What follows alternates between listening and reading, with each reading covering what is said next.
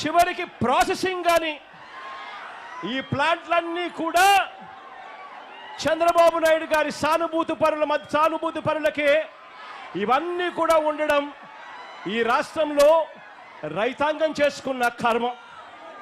అంటే ఇవాళ పరిస్థితి రాష్ట్రంలో ఎలా ఉంది అని అంటే వాళ్ళు ఎలా కావాలి అని అంటే అలా నడుపుతా ఉన్నారు. సీడ్ కొనేటప్పుడు సీడ్ రేటు ఎంతో వాళ్ళే నిర్దేశిస్తారు. ఫీడ్ కొనేటప్పుడు ఫీడ్ రేట్ ఎంతో కూడా వాళ్ళే నిర్దేశిస్తారు. చివరికి ఆక్వా రైతన్న లక్షల రూపాయలు ఖర్చు చేసి సాగు చేస్తే తీరా రొయ్యలు ఆ చేపలు పంట పండి చేతికొచ్చేసరికి మొత్తం సిండికేట్గా ఏర్పడతా ఉన్నారు. రేట్లు మాత్రం డమాల్ అని చెప్పి పడేస్తా ఉన్నారు. ఈ రాష్ట్రంలో చంద్రబాబు నాయుడు గారి సానుభూతి పరుల సిండికేట్ ఈరోజు ఈ రాష్ట్రాన్ని నడిపిస్తూ ఉంది. ఇలా రైతుల బతుకుల్ని ఈ సిండికేట్ చేతుల్లోనే నలిగిపోతా ఉన్న పరిస్థితులు ఈ రాష్ట్రంలో మనందరికీ కూడా కనిపిస్తూ ఉన్నాయి, మన కళ్ళ ఎదుటే. చంద్రబాబు గారు ఈ సీట్లోకి వచ్చారంటే చాలు ఈ సిండికేట్కు పండగే పండుగ.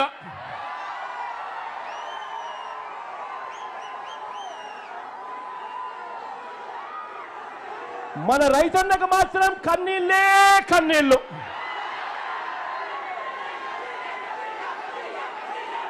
ఇలాంటి పరిస్థితి ఈ రాష్ట్రంలో ఉంది. మొట్టమొదటిసారిగా ఇలాంటి పరిస్థితులు మార్చాలి అని చెప్పి తాపత్రయపడిన ప్రభుత్వం ఎప్పుడైనా వచ్చి వైఎస్ఆర్సీపీ ప్రభుత్వం అని చెప్పి కూడా గర్వంగా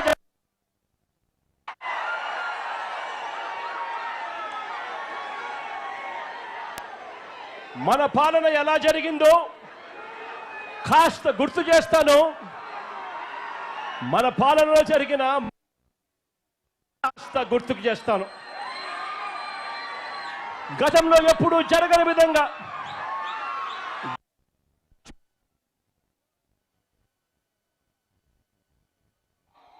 2020 ఆగస్టులో మన ప్రభుత్వం ఏకంగా చట్టమే తీసుకొచ్చింది.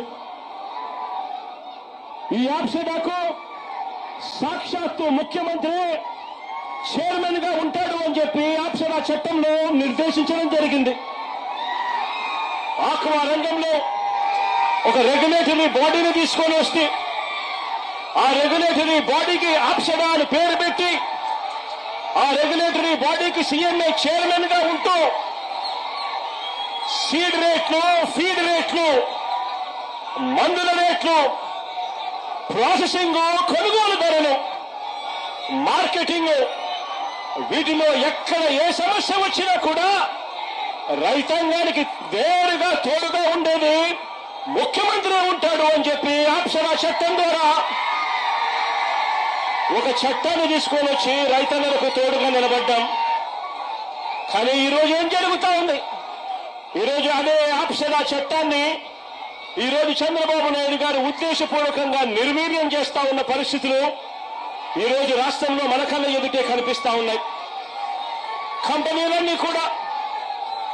ఈ కంపెనీలన్నీ కూడా ఇష్టానుసారంగా ఫీడ్ ధరలు పెంచుకుంటూ పోతా ఉన్నారు.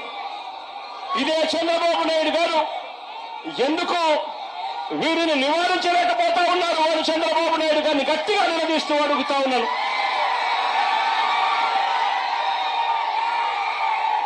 కేవలం 4 నెలల కాలంలోనే అంటే మొన్న ఫిబ్రవరిలో ఒకసారి రేటు పెంచారు. ఆ తర్వాత మరోసారి మళ్ళీ జూన్ వచ్చేసరికి 4 నెలల తిరక్క మునిపే మళ్ళీ ఒకసారి రేటు పెంచారు. ఏకంగా కేజీకి 14 రూపాయల నుంచి 16 రూపాయలు ఫీడ్ రేట్లు ఎడాపెడా పెంచుకుంటూ పోయారు.